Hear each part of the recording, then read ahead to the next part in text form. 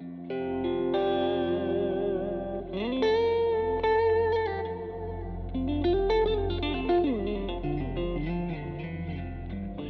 Quand on parle, nous, d'industrie 4.0, dans les usines où on va, on regarde trois choses. La première, c'est tout ce qui est amener le digital dans les mains des équipes de terrain et en faire, il y a un petit moteur en bas, en faire le moteur de la transformation, puisque c'est là qu'on implique les équipes de terrain.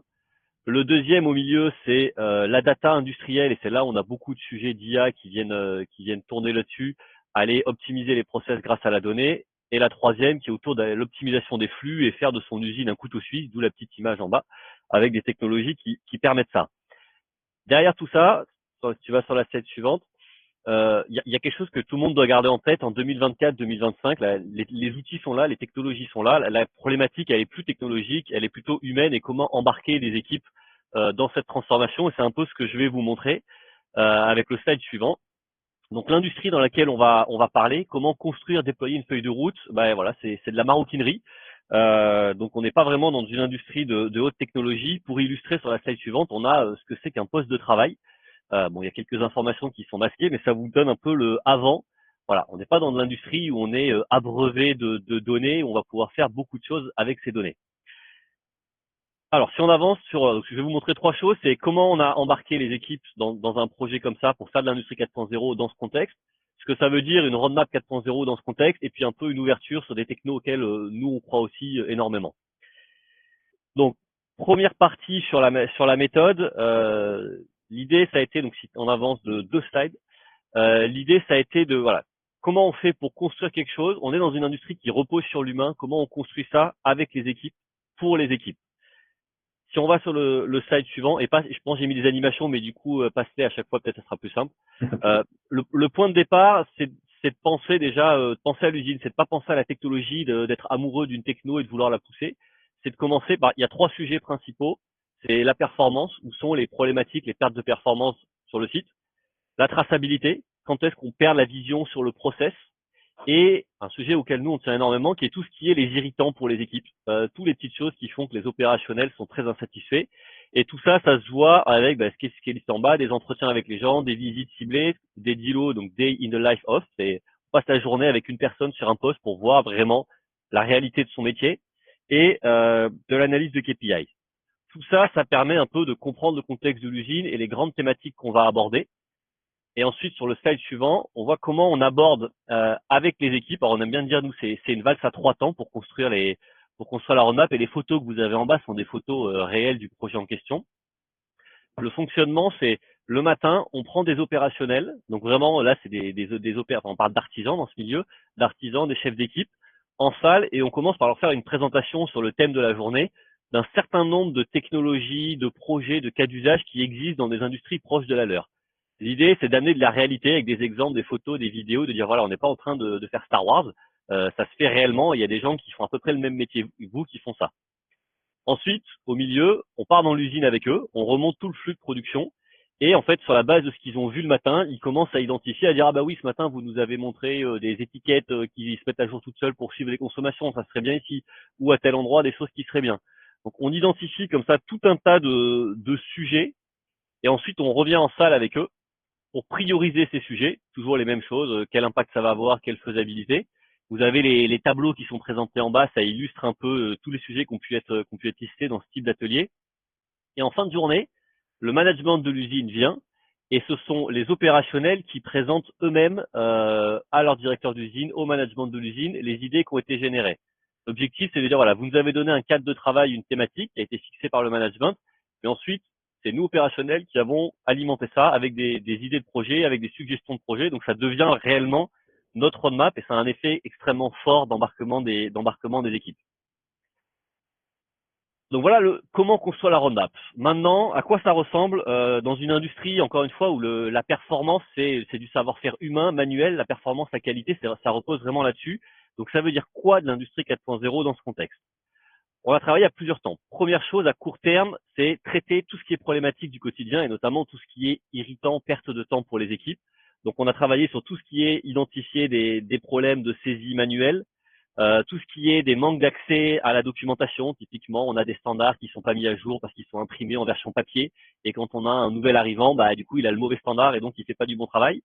et tout ce qui empêche d'avoir de la visibilité en temps réel sur la production et donc de pouvoir réagir en cas d'erreur.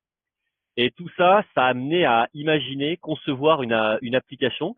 Je clique encore un coup, on aura le schéma. Pour donner une idée, vous voyez que le projet a été fait en Espagne, vous vous en doutez avec l'application. Le dessin d'application, c'est quelque chose qui a été dessiné vraiment papier tableau par les gens pendant la journée, en disant à la fin de la journée, on aimerait avoir cette application où voilà ce qu'on va faire, on va déclarer la production, on a accès aux standards, on a accès à la planif pour savoir ce qui arrive après, et ainsi de suite. Donc ça, c'est vraiment les équipes terrain qui l'ont fait.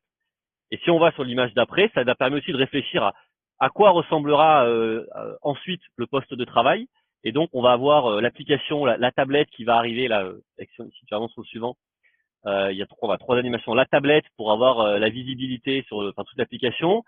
Dans la même tablette, la possibilité d'avoir accès aux standards, aux schémas techniques, à toute la description des produits, et des écrans plutôt pour avoir la visibilité de ce qui se passe dans l'atelier et se rendre compte qu'on a un poste où il y a un problème, on a du retard, ce qui permet de réagir. Donc voilà, court terme, on adresse vraiment l'opérationnel des gens, le quotidien des gens pour faciliter leur travail. Ensuite, moyen terme, on a travaillé plutôt sur des sujets d'automatisation et notamment automatisation de postes pénibles ou répétitifs. Les deux qui ont été identifiés par exemple dans ce cas-là. Le premier, c'est il y a quelqu'un qui passe sa journée à faire des kits individuels, donc qui reçoit des lots de produits puis qui crée des kits pour qu'ensuite les sacs à main puissent être assemblés. C'est pas un poste très excitant. C'est une personne qui part bientôt à la retraite, donc avec probablement des problématiques pour la remplacer. Donc l'idée a été d'avancer sur de la cobotique pour dire ce kitting, on peut le faire finalement en automatique. Un deuxième poste type, c'est qu'il y a une personne, un runner ça s'appelle, qui toute la journée pousse un chariot pour aller distribuer les kits sur les lignes de production. Bon, même chose, là on est sur un poste répétitif avec une dimension physique. C'est pas très très lourd en soi, mais toute la journée pousser le chariot, ça fait du poids en fin de journée. Et donc voilà, l'idée c'est à terme aussi automatiser ça avec des petits AGV. Voilà, deuxième temps, automatisation, moyen terme. Et ensuite, en construisant cette roadmap, on a pensé à plus long terme avec une logique vision d'avenir, donc c'est le slide d'après, en réfléchissant sur des logiques de automatiser attribuer des tâches en combinant les priorités de production, les compétences des gens, l'appétence, les formations, ainsi de suite, en travaillant sur des logiques d'autonomisation des postes, et puis en travaillant aussi sur des logiques disant peut-être que la machine peut se régler automatiquement, alors qu'on vient biper pour dire quel type de production on va faire, la machine peut se biper automatiquement. Ça, on voit qu'on est déjà moins dans le concret et on est plus sur à terme vers quoi est-ce qu'on veut aller à horizon plutôt 2-3 ans. Voilà un peu à quoi ça ressemble une roadmap dans ce cas-là. Et il y a un point sur lequel j'aimerais mettre l'accent. On parle beaucoup d'IA, mais il y a un autre sujet, je pense, qui est extrêmement important dans la dimension faciliter l'accès à la bonne information, au bon endroit, au bon moment, à la bonne personne. Nous, on aime bien utiliser l'expression data for the people. C'est sur le slide d'après. Et donc, c'est de travailler avec des outils qui permettent, dans le cadre d'une plateforme structurée avec toute la gouvernance qui va bien, de pouvoir construire des applications sur mesure selon le besoin de l'industriel. Si on va sur le slide d'après, je vais expliquer un peu ce que je veux dire.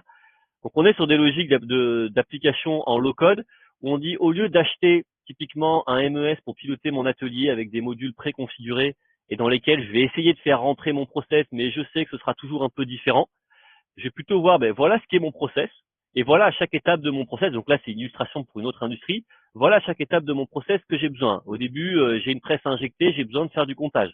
Ensuite, j'ai de la pesée. Ensuite, j'ai un besoin logistique au milieu de savoir où sont mes pièces. Puis à la fin, j'ai un contrôle qualité.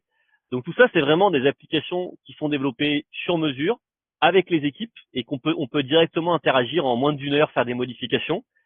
Et donc, ces applications, on appelle ça un app builder. Donc, c'est une solution qui intègre dans la même chose la définition des bases de données, les workflows qui sont générés et la conception de l'interface utilisateur, qui est le clic d'après.